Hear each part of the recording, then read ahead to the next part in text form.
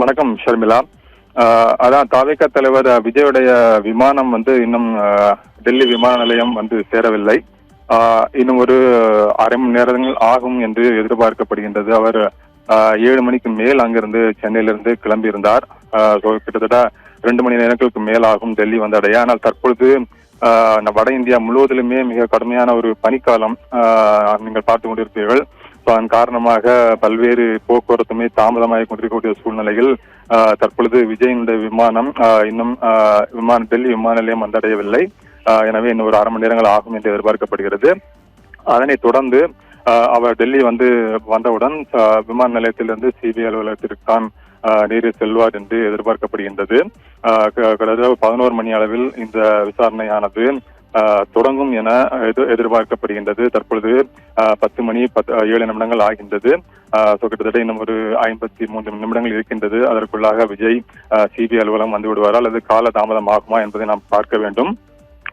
தற்போதைய சூழ்நிலையில் சிபிஐ அலுவலகம் டெல்லியில் இருக்கக்கூடிய சிபிஐ தலைமையகம் அந்த லோதி சாலையில் இருக்கின்றது.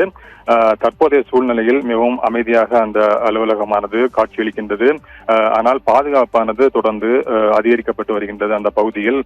அது மட்டுமல்லாமல் டெல்லி காவல்துறையினர் அதுபோல துணை ராணுவ படையினர் என பல தரப்பினரும் பாதுகாப்பு பணியில் ஈடுபட்டிருக்கக்கூடிய காட்சிகளை நாம் பார்க்கலாம்.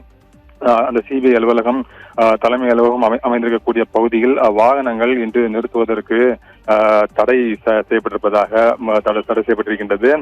பொதுவாக அந்த பகுதியில் இதுபோன்று பல்வேறு விசாரணைகள் நடைபெறக்கூடிய சூழ்நிலையில் அந்த பகுதியில் எப்பொழுதுமே ஒரு பாதுகாப்பானது இருக்கும். ஆனால் தற்பொழுது தாவேகா தலைவர் விஜய் இங்கு நேரில் ஆஜராகக்கூடிய ஒரு சூழ்நிலை விசாரணைக்காக ஆஜராகக்கூடிய சூழ்நிலையில் பாதுகாப்பானது சற்று அதிகரிக்கப்பட்டிருக்கிறது என்றுதான் கூற வேண்டும்.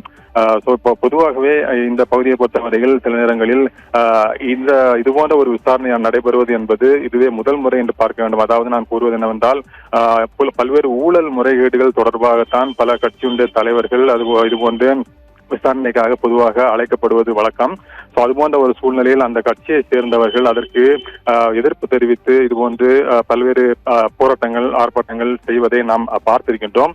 ஆனால் இந்த விசாரணையானது முற்றிலும் ஒரு வேறுபட்ட விசாரணை நாம் பார்க்கும் பொழுது சிபிஐ அமலாக்கத்துறை என பல்வேறு ஊழல் குற்றச்சாட்டுகள் தொடர்பாகத்தான் பொதுவாக இதுபோன்ற தலைவர்கள் அழைக்கப்பட்டு விசாரணையானது மேற்கொள்ளப்படும். இந்த விவகாரத்தை பொறுத்தவரையில் கரூரில் அந்த தேர்தல் பேரணியின் பொழுது கூட்ட நெரிசல் ஏற்பட்டு 41 பேர் உயிரிழந்ததன் காரணமாக தற்பொழுது இந்த விசாரணையானது சிபிஐ அலுவலகத்தில் வந்திருக்கும் காரணமாக தாவேகா தலைவர் விஜய் தற்பொழுது அவர் சிபிஐ அலுவலகத்திற்கு ஒரு சாட்சியாக வருமாறு சம்மன் அனுப்பப்பட்டிருக்கக்கூடிய ஒரு சூழ்நிலையில் அவரிடம் இன்று எத்தனை மணி நேரங்கள் விசாரணை நடைபெறும் என்பதை நாம் பார்க்க வேண்டும். இன்றைய தினத்தோடு இந்த விசாரணையானது நிறைவடைந்து விடுமா, நாளையும் அவரிடம் தொடர்ந்து விசாரணை நடைபெறுமா என்பது தொடர்பாக பார்க்க வேண்டும்.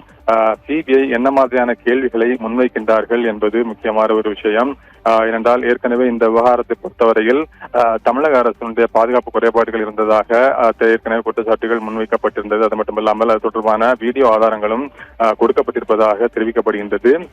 இந்த நிலையில் இது ஒரு விவகாரத்தில் விஜயிடம் என்ன மாதிரியான கேள்விகள் முன்வைக்கப்படுகின்றன என்பதை பார்க்க வேண்டும். அதற்கு விஜயனுடைய பதில் என்னவாக இருக்கின்றது என்றால் பல தருணங்களில் நாம் பார்த்துக்கின்ற பொழுது இது போன்ற விசாரணைக்காக அழைக்கப்படும் பொழுது உரிய பதில் தரவில்லை, மழுப்பலான பதில்களை தருகின்றார்கள் என்ற ஒரு குற்றச்சாட்டானது முந்தைய காலங்களில் பல தரவுகள் மீது முன்வைக்கப்பட்டிருக்கின்றது.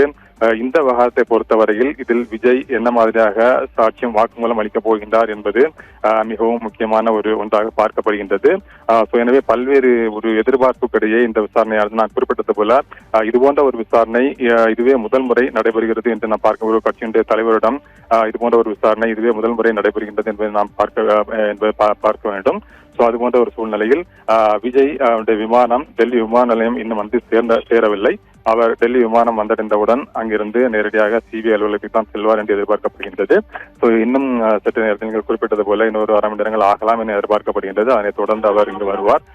அதற்கு பாதுகாப்பு ஏற்பாடுகள் பலப்படுத்தப்பட்டிருக்கின்றன. இந்த விசாரணை எப்படி செல்கின்றது, என்ன மாதிரியான கேள்விகள் முன்வைக்கப்படுகின்றன, அதன் அடிப்படையில் சிபிஐ அடுத்த கட்ட நடவடிக்கைகள் இருக்கும் என எதிர்பார்க்கலாம். ஷர்மிளா.